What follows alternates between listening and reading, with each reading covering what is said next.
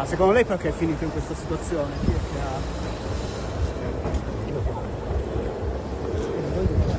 ha... Senta, il suo datore di lavoro diceva che non è vero che andavate in botte in quegli anni.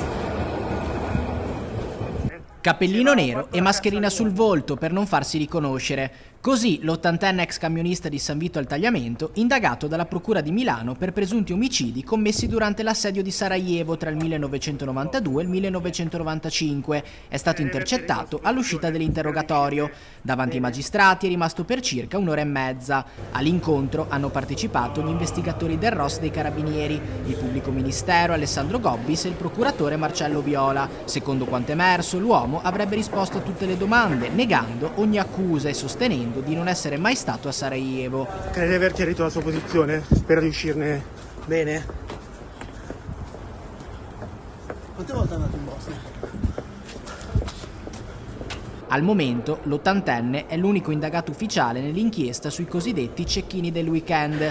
In base a testimonianze e materiali d'archivio, alcune persone infatti si sarebbero infiltrate tra i militari per sparare contro civili, anche donne, anziani e bambini. La procura sta inoltre valutando anche l'ipotesi che tiratori stranieri siano stati pagati per compiere gli omicidi. All'uscita dagli uffici giudiziari l'uomo non ha rilasciato dichiarazioni e ha raggiunto rapidamente l'auto che lo ha riportato verso casa. Sul posto anche il suo difensore, l'avvocato Giovanni Menegon, che ha commentato brevemente la vicenda. Il mio assistito ha risposto alle domande del pubblico ministero, ha ribadito la sua assoluta estraneità ai fatti e confida che a questo punto la magistratura, e ci pare che sia così, al di là del clamore mediatico di questi momenti, verifichi, accerti, ripeto, l'assoluta estraneità del signor segretario di Stato. Ma all'epoca gli facciamo... Quindi io non ho altro da aggiungere. Ve l'ho spiegato. Non si finisce non ci sono altre cose. Così dall'oggi al domani. Solo una domanda, avvocato, solo sulla testimonianza. Poche parole e poi la fuga, il passo accelerato, la rincorsa dei giornalisti e la scelta di non rispondere ad altre domande.